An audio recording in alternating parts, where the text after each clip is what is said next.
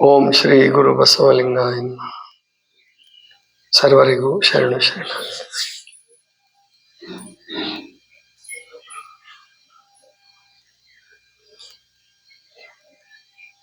ಧರ್ಮದ ಮೊದಲನೆಯ ಲಕ್ಷಣ ಸಿದ್ಧಾಂತ. ಆ ಸಿದ್ಧಾಂತ ಹೇಳುವಂತಹದ್ದು ಜೀವ, ಜಗತ್ತು ಮತ್ತು ಈಶ್ವರ. ನಮಗೆ ಕಾಣೋ ಹಾಗೆ, ನಮ್ಮ ಅನುಭವಕ್ಕೆ ಬರೋ ಹಾಗೆ ಜೀವ ಮೊದಲು, ಜಗತ್ತು. ಯಾಕೆ ನಾವು ಹುಟ್ಟಿದ್ದು, ನಮ್ಗೆ ಅರಿವು ಬಂದಿದ್ದು ನಮಗೆ ಮೊದಲು. ಆಮೇಲೆ ಜಗತ್ತಿನ ಬಗ್ಗೆ ವಿಚಾರ ಮಾಡ್ತೀವಿ. ಆಮೇಲೆ ಈ ಜಗತ್ತಿಗೆ ಕಾರಣವಾದಂತಹ ಶಕ್ತಿಯನ್ನು ಕುರಿತು ವಿಚಾರ ಮಾಡ್ತೀವಿ. ಅದಕ್ಕೆ ಜೀವ, ಜಗತ್ತು, ಈಶ್ವರ ಅಂತ ಹೇಳ್ತಾರೆ. ಆದ್ರೆ ವಾಸ್ತವಿಕವಾಗಿ ಈಶ್ವರ, ಜಗತ್ತು, ಜೀವ. ಮೊದಲು ಪರಮಾತ್ಮ, ಆಮೇಲೆ ಜಗತ್ತು ಬಂತು, ಆಮೇಲೆ ನಾವು ಬಂದಿದ್ದೀವಿ. ಅದರಲ್ಲೂ ಮನುಷ್ಯರು ಬಂದದ್ದು ಬಹಳ ತಡವಾಗಿ. ಗೊತ್ತಿದೆಯಲ್ಲ, ವಿಜ್ಞಾನದ ಪ್ರಕಾರ ಹೇಳಬೇಕಾದ್ರೂ ಕೂಡ, ಅಂದ್ರೆ ಡಾರ್ವಿನ್ನನ ವಿಕಾಸ ಸಿದ್ಧಾಂತವನ್ನ ಆಶ್ರಯಿಸಿ ಹೇಳೋದಾದ್ರೆ, ಮಂಗನಿಂದ ಮಾನವ. ಅಂದ್ರೆ ಮಂಗಗಳು, ಗೋರಿಲ್ಲಾಗಳು ನಮ್ಮ ಕಡೆ ಇಲ್ಲ ಅಲ್ವಾ? ಆಫ್ರಿಕಾದಲ್ಲಿ, ಆಫ್ರಿಕಾದ ಕಾಡುಗಳಲ್ಲೆಲ್ಲ ಇದ್ದಾರೆ. ಅಂದ್ರೆ ಅವು ಬಹಳ ದೊಡ್ಡ ಮನುಷ್ಯಾಕಾರದ ಪ್ರಾಣಿಗಳು. ಕೋತಿನೂ ಅಲ್ಲ, ಮನುಷ್ಯನೂ ಅಲ್ಲ, ಎರಡು ನಡುವೆ ಇರ್ತಕ್ಕಂಥ ಗೋರಿಲ್ಲಾಗಳು ಅಂತ ಹೆಸರಿಟ್ಟಿದ್ದಾರೆ. ಬಹಳ ದಪ್ಪ ದಪ್ಪ ಉದ್ದುದ್ದ ಇರ್ತಾವ, ಸುಮಾರು 300 kg 400 kg ಹೀಗೆ. ಮತ್ತೆ ತುಂಬಾ ಶಕ್ತಿಶಾಲಿ ಪ್ರಾಣಿಗಳು. ಹೀಗೆ ಮನುಷ್ಯನ ವಿಕಾಸ ಆಯಿತು. ಮನುಷ್ಯ ಬರ್ತಾ ಬರ್ತಾ ಬರ್ತಾ ವಿಜ್ಞಾನದಲ್ಲಿ ಬಹಳ ಮುಂದುವರೆದ. 19 ಅಥವಾ 18ನೇ ಶತಮಾನ, 17-18ನೇ ಶತಮಾನಕ್ಕೆ ಶುರುವಾಯಿತು ಪ್ರಾಯಶಃ ಸರಿಯಾದ ವಿಕಾಸ. ವಿಜ್ಞಾನದ ಕ್ರಾಂತಿಕಾರಿ ಹೆಜ್ಜೆ ಅಂದ್ರೆ ಗೆಲಿಲಿಯೋನ ದೂರದರ್ಶಕ ಯಂತ್ರ. ಗೆಲಿಲಿ ಅವನೇನು ದೂರದರ್ಶಕ ಯಂತ್ರವನ್ನು ಕಂಡು ಹಿಡಿದ್ನು, ಆವಾಗ ಗೊತ್ತಾಯ್ತು ಈ ಭೂಮಿ ಕೇಂದ್ರ ಅಲ್ಲ.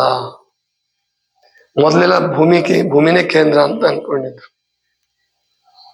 ಆ ದೂರದರ್ಶಕ ಯಂತ್ರ ಬಂದಿದ್ದು ಈ ಮನುಕುಲದ ಇತಿಹಾಸದಲ್ಲಿ ಬಹಳ ದೊಡ್ಡದು. ಅಂದ್ರೆ ವಿಜ್ಞಾನ ದೃಷ್ಟಿಯಿಂದ ನಮ್ಮವರು ಬೇರೆ ಬೇರೆ ಸಾಧನಗಳನ್ನು ಬಳಸಿ ಕಂಡುಕೊಂಡಿದ್ರು ಅಂತ ಕಾಣುತ್ತೆ. ಅನಂತ ಕೋಟಿ ಬ್ರಹ್ಮಾಂಡಗಳು, ಅಣುಕೋಟಿ ಆತ್ಮರುಗಳು ಅಂತ ಶೂನ್ಯ ಸಂಪಾದನೆಕಾರರು ಹೇಳ್ತಾರೆ. ಉಪನಿಷತ್ತುಗಳಲ್ಲೂ ಬರ್ತದ ಅನಂತ ಕೋಟಿ ಬ್ರಹ್ಮಾಂಡಗಳು.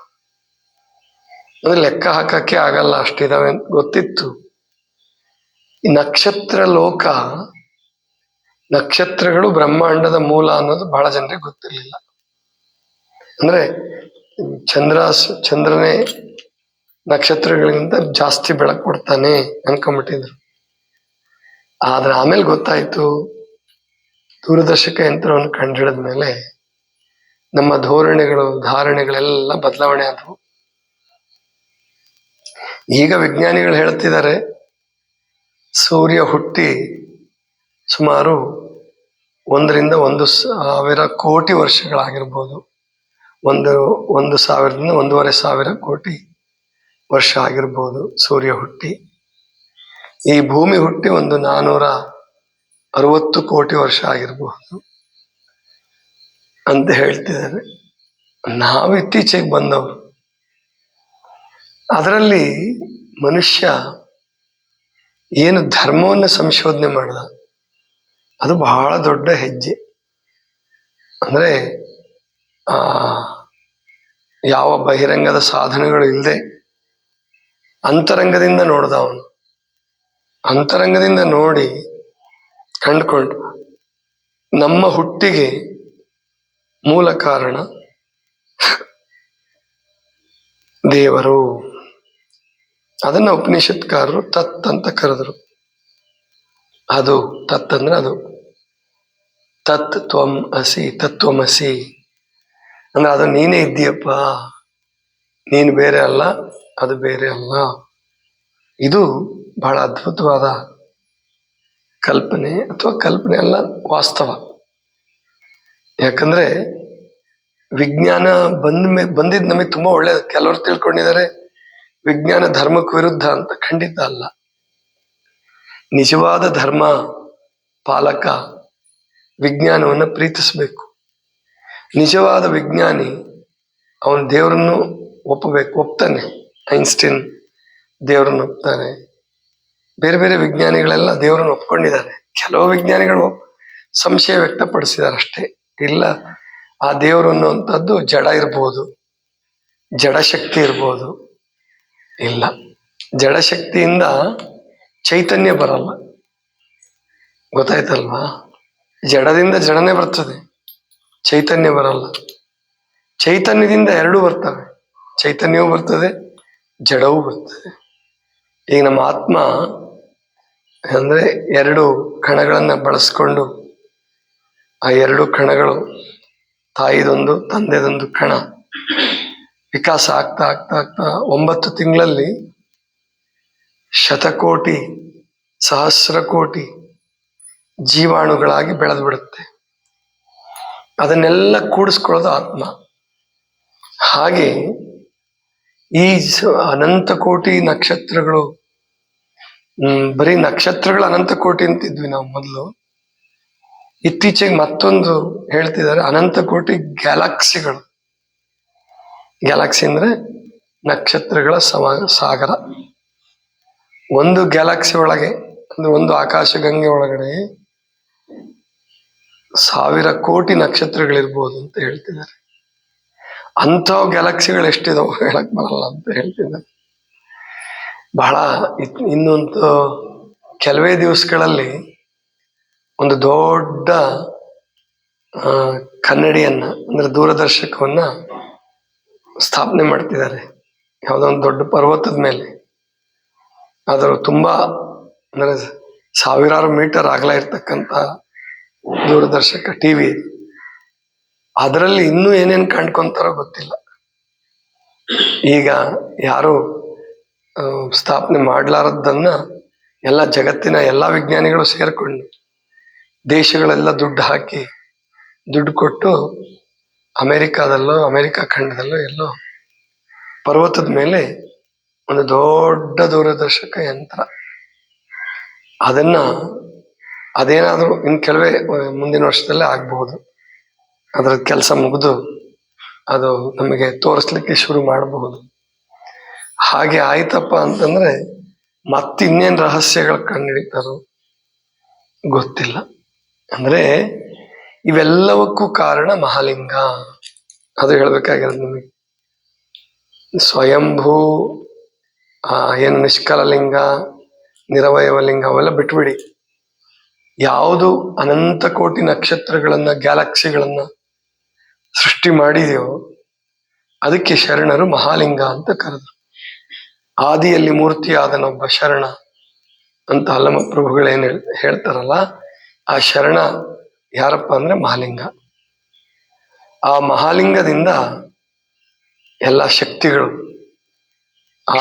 ಆರು ಶಕ್ತಿಗಳು, ಆಮೇಲೆ ಅಕಾರ ಉಕಾರ ಮಕಾರಗಳು, ಪ್ರಣವದ ಮೂಲ ಅಕ್ಷರಗಳು, ಬಿಂದು ನಾದ ಬಿಂದು ಕಳೆಗಳು ಇವೆಲ್ಲ ಹುಟ್ಟಿ ಬಂದವು. ಆಮೇಲೆ ಆಕಾಶ, ಆಕಾಶದಿಂದ ವಾಯು, ವಾಯುವಿನಿಂದ ಅಗ್ನಿ, ಅಗ್ನಿಯಿಂದ ಜಲ, ಜಲದಿಂದ ಪೃಥ್ವಿ. ಹಿಂಗೆ ಸೃಷ್ಟಿಯ ಕ್ರಮವನ್ನ ಶರಣರು ಹೇಳ್ತಾರೆ. ಇದು ಎಲ್ಲರೂ ಒಪ್ಪುವಂತ ಮಾರ್ಗ ಆಗಿದೆ. ಮತ್ತು ಇದನ್ನೇನು ದೇವರು ಕ್ರಿಶ್ಚಿಯನ್ರು ಹೇಳೋ ಹಾಗೆ 6 ದಿವಸದಲ್ಲೇ ಸೃಷ್ಟಿ ಮಾಡಿ 7ನೇ ದಿವಸ ರೆಸ್ಟ್ ತಗೊಂಡ್ಬಿಟ್ಟ ಅಂದ್ರೆ ದೇವ್ರಿಗೂ ರಜೆ ಕೊಟ್ಟಿದ್ದಾರೆ. ಸಂಡೇ ಅಂತ ಹೇಳಿ ದೇವ್ರಿಗೂ ಕೂಡ ರಜೆ ಕೊಟ್ಟಿದ್ದಾರೆ. ಅದು ಸಾಧ್ಯ ಇಲ್ಲದ್ದು. ದೇವ್ರ ರಜೆ ತಗೊಂಡ್ರು ಮುಗೀತು, ಈ ಜಗತ್ತೆ ಇನ್ನು ಅದು ನಡೆಯಂಗೆ ಇಲ್ಲ. ಸುಮ್ಮನೆ ಸಾಂಕೇತಿಕವಾಗಿ ಹೇಳಿದ್ದಾರೆ ಅಷ್ಟೇ. ಆದ್ರೆ ಈ ಸೃಷ್ಟಿ ಕೆಲವೇ ವರ್ಷಗಳಲ್ಲೇ ಅಥವಾ ಕೆಲವೇ ದಿನಗಳಲ್ಲಾಗಿದ್ದಲ್ಲ, ಅನಂತ ಕಾಲ ತೆಗೆದುಕೊಂಡಿದೆ. ನಿಧಾನವಾಗಿ ವಿಕಾಸ ಆಗ್ತಾ ಇದೆ, ಇನ್ನೂ ವಿಕಾಸ ಆಗ್ತಾ ಇದೆ, ಇನ್ನೂ ವಿಕಾಸ ಆಗ್ತಾ ಇದೆ. ಹೇಳ್ತಾರೆ ಅವ್ರು, ವಿಜ್ಞಾನಿಗಳು ಹೇಳೋದೇನೆಂದ್ರೆ, ಒಂದು ಗ್ಯಾಲಕ್ಸಿಯಿಂದ ಇನ್ನೊಂದು ಗ್ಯಾಲಕ್ಸಿಗೆ ದೂರ ಜಾಸ್ತಿ ಆಗ್ತಾ ಹೋಗ್ತಾ ಇದೆ. ನಕ್ಷತ್ರಗಳಿಂದ ನಕ್ಷತ್ರಗಳಿಗೆ ಸರಿತಾ ಇದ್ದಾವೆ, ದೂರ ಸರಿತಾ ಇದ್ದಾವೆ. ಹೀಗೆ ಈ ಸೃಷ್ಟಿ ಇದು ಅನಂತವಾಗಿರುವುದು, ಅಗಾಧವಾಗಿರುವುದು, ನಮ್ಮ ಯಾರ ಅಳವಿಗೂ ಸಿಲುಕುವಂತಹದ್ದಲ್ಲ. ಅದಕ್ಕೆ ನಮ್ಮ ಹಿರಿಯರು ಏನ್ ಮಾಡಿದ್ರು, ದೊಡ್ಡ ದೊಡ್ಡ ಪ್ರವಾದಿಗಳು, ಗುರುಗಳು, ಇದ್ರ ಬಗ್ಗೆ ಯಾಕಪ್ಪ ತಲೆ ಕೆಡಿಸ್ಕೊಂತೀರಾ? ನಿಮಗೆ ಕೊಟ್ಟಿರುವ ಬದುಕನ್ನ ಕುರಿತು ಆಲೋಚನೆ ಮಾಡಿ, ಅದನ್ನ ಹೇಗೆ ಸಾರ್ಥಕ ಪಡಿಸ್ಕೋಬೇಕು, ಬದುಕಿರೋದ್ರೊಳಗೆ ಹೆಂಗೆ ಆನಂದವಾಗಿರ್ಬೇಕು, ಆನಂದದ ಪರಮಸ್ಥಿತಿಯನ್ನು ಹೇಗೆ ಗಳಿಸ್ಬೇಕು, ಅದನ್ನ ಯೋಚನೆ ಮಾಡ್ಬಿಡಿ ಸಾಕು ಅಂದ್ರು. ಇಲ್ಲ, ಅಷ್ಟರಿಂದ ಸಾಕಾಗಲ್ಲ ಮನುಷ್ಯನಿಗೆ. ಅಂದ್ರೆ ಕೆಲವರು ಅಂತರ್ಮುಖಿಗಳಾಗಿ, ಬುದ್ಧ, ಮಹಾವೀರ, ಬಸವಣ್ಣನಂತಹವರು ಋಷಿಗಳು ಅಂತರ್ಮುಖಿಗಳಾದ್ರು, ಅವ್ರ ಆತ್ಮ ಸಾಕ್ಷಾತ್ಕಾರ ಮಾಡಿಕೊಂಡ್ರು, ಇನ್ನೇನು ಉಳಿಲಿಲ್ಲ, ಮತ್ತೆ ಹುಟ್ಟಿ ಬರೋದಿಲ್ಲ, ನಾವು ಪರಮಾತ್ಮನಲ್ಲಿ ಐಕ್ಯ ಆಗ್ಬಿಡ್ತೀವಿ, ಸಮಾಧಿ ಸ್ಥಿತಿಯನ್ನು ಗಳಿಸ್ಕೊಂಡ್ರು. ಆದರೆ ಅಂತರಂಗದ ಸಾಧನೆ ಕಠಿಣ ಆದವರು, ಅವ್ರ ಅಂತರಂಗ ಹುಡ್ಕಕ್ ಹೋಗ್ಲಿಲ್ಲ. ಈಗ ಸುನೀತಾ ವಿಲಿಯಮ್ಸ್ ಕೇಳಿದಿರಲ್ಲ ನೀವೆಲ್ಲ, ಈಗ 9 ತಿಂಗಳು ಇಂಟರ್ ಸ್ಪೇಸ್ ಅಲ್ಲಿ ಅಂದ್ರೆ ಬಾಹ್ಯಾಕಾಶದಲ್ಲಿದ್ದು ಬಂದರು. ಅವರು ಯಾರೋ ಬರೆದಿದ್ರು ಪೇಪರಲ್ಲಿ, ಅವರು ಗಣಪತಿಯ ವಿಗ್ರಹವನ್ನ ಮತ್ತು ಭಗವದ್ಗೀತೆಯನ್ನ ಇಟ್ಕೊಂಡು ಹೋದ್ರು ಅಂತ, ಅಥವಾ ಅದನ್ನ ಆರಾಧಿಸ್ತಾರೆ. ಅದು ನನಗೆ, ನಾನೊಬ್ಬ ಸಾಂಪ್ರದಾಯಿಕ ಹಿಂದೂ ಅಂತ ಹೇಳ್ಕೊಳ್ತಾರವರು ಅಂತ ಬರೆದಿದ್ರು. ಅದು ನಿಜವೇ ಆದ್ರೆ ಬಹಳ ಸಂತೋಷ. ಆದ್ರೆ ಅವರು ಜೀವವನ್ನೇ ಕೊಟ್ಟು, ಜೀವವನ್ನ ಪಣವಾಗಿಟ್ಟು, ಎಲ್ಲಾ ಸಂಕಷ್ಟಗಳನ್ನು ಸಹಿಸ್ಕೊಂಡು ಬಾಹ್ಯಾಕಾಶಕ್ಕೆ ಹೋಗ್ಬಲ್ರು, ಅಲ್ಲಿ ಇರಬಲ್ರು, ಅದ್ರ ಬಗ್ಗೆ ಬರಿಬಲ್ರು. ಆದ್ರೆ ನೀನು ಧ್ಯಾನವನ್ನ ಮಾಡಿ, ಎಲ್ಲವನ್ನು ಬಿಟ್ಟು ಧ್ಯಾನ ಮಾಡಿ ನಿನ್ನೊಳಗೆ ಆತ್ಮನ್ ಕಂಡ್ಕೊಂಡ್ರೆ ಸುನೀತಾ ವಿಲಿಯಮ್ಸ್ಗೆ ಆಗಲ್ಲ, ಅದು ಸಾಧ್ಯ ಇಲ್ಲ. ಅಂತರ್ಮುಖಿಗಳಾಗೋದಕ್ಕೂ ಕೂಡ ಶಕ್ತಿ ಬೇಕು, ಮನಸ್ಸು ಬೇಕು, ಮನಸ್ಸು ಪಕ್ವವಾಗಿರಬೇಕು. ಈ ಹೊರಗಿನ ಗದ್ದಲ ಸಾಕಪ್ಪ ಅಂತ ಅನಿಸಿದ್ರೆ ಮಾತ್ರ ಒಳಗಡೆ ಇಳಿಯಕ್ಕೆ ನೀವು ಪ್ರಯತ್ನ ಪಡ್ತೀರಾ. ಇಲ್ಲದೆ ಹೋದ್ರೆ ಅದು ಹೊರಗೆ ಹೊರಗೆ ಹೊರಗೆ ಹುಡುಕಾಡೋದು. ಆ ಹೊರಗೆ ಹುಡುಕಾಡೋರ್ಗೂ ನಾವು ಥ್ಯಾಂಕ್ಸ್ ಹೇಳ್ಬೇಕು. ಕಲ್ಪನಾ ಚಾವ್ಲಾ, ಸುನೀತಾ ವಿಲಿಯಮ್ಸ್, ಒಂದ್ ವೇಳೆ ನೀಲ್ ಆರ್ಮ್ಸ್ಟ್ರಾಂಗ್, ಆಲ್ಡ್ರಿನ್ ಅವರೆಲ್ಲ ಚಂದ್ರಲೋಕಕ್ಕೆ ಹೋಗಿ ಬಂದಿದ್ದೇ ಸತ್ಯ ಆದ್ರೆ ಅವ್ರಿಗೆ ಎಲ್ರಿಗೂ ನಾವು ಥ್ಯಾಂಕ್ಸ್ ಹೇಳ್ಬೇಕು. ಯಾಕಂದ್ರೆ ನಾವು ಸಂಕುಚಿತ ದೃಷ್ಟಿಯಲ್ಲಿದ್ವಿ. ನಮ್ಮ ಭೂಮಿನೇ ಕೇಂದ್ರ, ಆಮೇಲಿಂದ ಕೈಲಾಸ, ವೈಕುಂಠ, ಏನೇನೇನು ನಮಗೆ ಆವಾಗಿನವ್ರಿಗೆ ಹಿರಿಯರಿಗೆ ಏನನ್ಸಿತ್ತೋ ಅದನ್ನು ಬರೆದು ಅಷ್ಟಕ್ಕೆ ಸೀಮಿತ ಆಗಿ ಉಳಿದಿದ್ವಿ. ಈಗ ಅವ್ರು ಸಂಶೋಧನೆ ಮಾಡಿದ್ರಿಂದ ಏನ್ ಗೊತ್ತಾಯ್ತು ಅಂದ್ರೆ, ನಮ್ಮ ಸೌರವ್ಯೂಹ ಅನ್ನೋದೇ ಒಂದು ಸಣ್ಣ ಕಣ. ಸೃಷ್ಟಿಯ ಮುಂದೆ ಸೌರವ್ಯೂಹನೇ ಏನು ಅಲ್ಲ, ಸೋಲಾರ್ ಸಿಸ್ಟಮೇ ಏನು ಅಲ್ಲ. ನಮ್ಮ ಭೂಮಿ ಒಂದು ಅಣುವಿಗಿಂತ ಏನ್ ದೊಡ್ಡದಲ್ಲ. ಆವಾಗ ನಮ್ಮ ಲಿಮಿಟೇಷನ್ ಗೊತ್ತಾಗ್ತದೆ, ನಮ್ಮ ಮಿತಿ ಗೊತ್ತಾಗತ್ತೆ, ನಮ್ಮ ಕಲ್ಪನೆಗಳು ಮಿಥ್ಯ ಅನ್ನೋದು ಗೊತ್ತಾಗತ್ತೆ. ನಾವು ಬರೆದ ಪುರಾಣಗಳು, ಶರಣರು ಅಂದಿದ್ರು, ಪುರಾಣಗಳು ಅಂದ್ರೆ ಮಿಥ್ಯ, ಅವು ಅಗ್ನಿಯ ಹೊಂದಲಿ ಅಂದ್ಬಿಟ್ಟಿದ್ರು ಸಿದ್ದರಾಮೇಶ್ವರರು. ಆಮೇಲೆ ಆಗಮಗಳು ವಾಯುವ ಕೂಡಲಿ ಆಮೇಲೆ ಸಮುದ್ರ ಹೋಗಲಿ ಅಂತೇಳಿ ಅಂದಿದ್ರು ಅವರು. ಸ್ಮೃತಿಗಳು ಸಮುದ್ರದ ಪಾಲಾಗಲಿ ಎಂದಿದ್ರು. ಯಾಕೆ ಅಂದ್ರೆ ಇವ್ಯಾವ ಪರಮಾತ್ಮನನ್ನ ದರ್ಶನ ಮಾಡಿಕೊಡಲಾರವು, ನೀನು ಒಳಗಡೆನೆ ಇಳಿಬೇಕು ಅನ್ನೋ ಕಾರಣಕ್ಕೆ ಸಿದ್ದರಾಮೇಶ್ವರರು ಹೇಳಿದ್ರು. ಆದ್ರೆ ಅದನ್ನ ಏನ್ ಅನ್ಕೊಂಡಿದ್ರು ಬೇರೆಯವರು ಅಂದ್ರೆ, ಇವನಿಗೆ ಅವ್ರ ಧರ್ಮ ಇಷ್ಟ, ಬೇರೆಯವ್ರನ್ನೆಲ್ಲ ಖಂಡಿಸ್ತಾನೆ ಅನ್ನೋ ಲೆಕ್ಕಕ್ಕೆ ಬಂದ್ಬಿಟ್ಟಿದ್ರು. ಅಲ್ಲ, ಅದಕ್ಕೋಸ್ಕರ ಹೇಳಿದ್ದಲ್ಲ. ಅವರು ಆತ್ಮ ಸಾಧನೆಯ ಮುಂದೆ, ಧ್ಯಾನದ ಮುಂದೆ, ಶಾಂತಿಯ ಮುಂದೆ ಈ ಕಂಠಪಾಠ ಮಾಡೋದು, ಹೇಳೋದು, ವಾದ ವಿವಾದ ಇವೇನಕ್ಕೂ ಉಪಯೋಗ ಬರಲ್ಲಪ್ಪ, ಏನಕ್ಕೂ ಉಪಯೋಗ ಬರಲ್ಲ ಇವು. ಆದ್ರಿಂದ ಇವನ್ ಬಿಟ್ಬಿಡಿ, ಒಳಗಡೆ ಇಳಿರಿ ಅಂತ ಅವ್ರು ಹೇಳಿದರು. ವಿಜ್ಞಾನಿಗಳು ನಮ್ಗೇನು ಅನುಕೂಲ ಮಾಡಿಕೊಟ್ರು ಅಂದ್ರೆ, ನಮ್ಗೆ ಒಳಗಡೆ ಇಳಿಯಕ್ ಆಗಲ್ಲಪ್ಪ, ನಾವು ಹೊರಗೆ ತೋರಿಸ್ಕೊಡ್ತೀವಿ, ಬನ್ನಿ, ನೀವು ಬನ್ನಿ, ನೀವು ಇರ್ತಕ್ಕಂಥ, ನೀವು ಕಲ್ಪಿಸಿರ್ತಕ್ಕಂಥ ಲೋಕಗಳು ಕೆಳಗೆ ಏಳು ಲೋಕ, ಮೇಲೆ ಏಳು ಲೋಕ, ಆತಳ ಸುತಳ ಪಾತಾಳ ಅವೆಲ್ಲ ಅಲ್ಲಪ್ಪ, ಇನ್ನೂ ಸಿಕ್ಕಾಪಟ್ಟೆ ಇದೆ ಈ ಸೃಷ್ಟಿ. ನೀವು ಅಂದ್ಕೊಂಡಿದ್ದಕ್ಕಿಂತ ಅಗಾಧವಾಗಿದೆ. ಇನ್ನ ಇದೇ ಅಗಾಧವಾಗಿದೆ ಅಂತಂದ್ರೆ, ಅನಂತವಾಗಿದೆ ಅಂದ್ರೆ ಆ ಪರಮಾತ್ಮ ಅದರ ಶಕ್ತಿ ಎಷ್ಟಿರ್ಬೋದು. ಆದರೆ ಪುಣ್ಯಕ್ಕೆ ಆ ಶಕ್ತಿ ಹೊರಗೆ ಅಷ್ಟೇ ಇಲ್ಲ, ನಮ್ಮೊಳಗೂ ಇದೆ, ನಮ್ಮೊಳಗೂ ಇದೆ. ಅದನ್ನ ಕಂಡುಕೊಳ್ಳಿ ಅಂತ ಋಷಿ ಹೇಳ್ದ, ಇಲ್ಲ ಬಹಿರಂಗನೇ ಹುಡ್ಕೋಣ ಅಂತ ವಿಜ್ಞಾನಿ ಹೇಳ್ದ. ನಾವಿಬ್ರು ಅಳವಡಿಸ್ಕೊಂಡು ಎಷ್ಟು ಸಾಧ್ಯವಾಗುತ್ತೋ ಅಷ್ಟು ಒಳಗಿಳಿಯೋಣ, ಎಷ್ಟು ಸಾಧ್ಯವಾಗುತ್ತೋ ಅಷ್ಟು ಬಹಿರಂಗವನ್ನ ಚೆನ್ನಾಗಿ ಮಾಡೋಣ. ಬಹಿರಂಗ ಸುಳ್ಳಲ್ಲ, ಇದು ನೀರ ಮೇಲಿನ ಗುಳ್ಳೆನೂ ಅಲ್ಲ, ಇದು ಸತ್ಯ. ಬಹಿರಂಗವು ಸತ್ಯ, ಅಂತರಂಗವು ಸತ್ಯ. ಇದೇ ಶರಣ ತತ್ವ ಹೇಳ್ಕೊಡೋದು.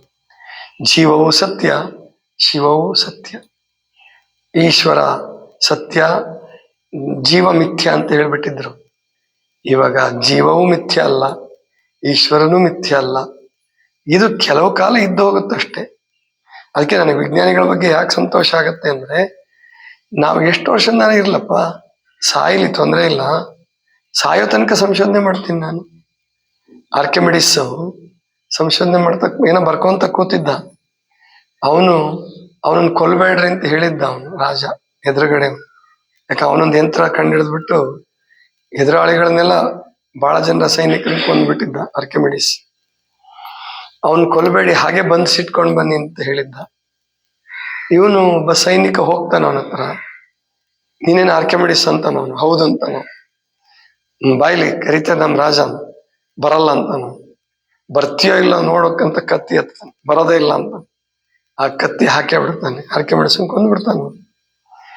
ಆದ್ರೂ ಅವ್ರ ವಿಜ್ಞಾನಿಗಳು ಆ ಸಾವಿಗೆ ಹೆದರ್ಲಿಲ್ಲ, ತಾವು ಮಾಡೋ ಸಂಶೋಧನೆಗೆ ಹೆದರ್ಲಿಲ್ಲ. ಅದಕ್ಕೆ ಋಷಿ ಎಷ್ಟು ಮುಖ್ಯವೋ ವಿಜ್ಞಾನಿಯು ಅಷ್ಟೇ ಮುಖ್ಯ. ಅಂತರಂಗ ಎಷ್ಟು ಮುಖ್ಯವೋ ಬಹಿರಂಗವೂ ಅಷ್ಟೇ ಮುಖ್ಯ. ಈ ಎರಡೂ ಸೇರ್ಕೊಂಡ್ರೆ ಸತ್ಯ ಸಾಕ್ಷಾತ್ಕಾರ. ಇದಿಷ್ಟು ಇವತ್ತಿನ ಚಿಂತನ. ಸರ್ವರಿಗೂ ಶರಣು ಶರಣ.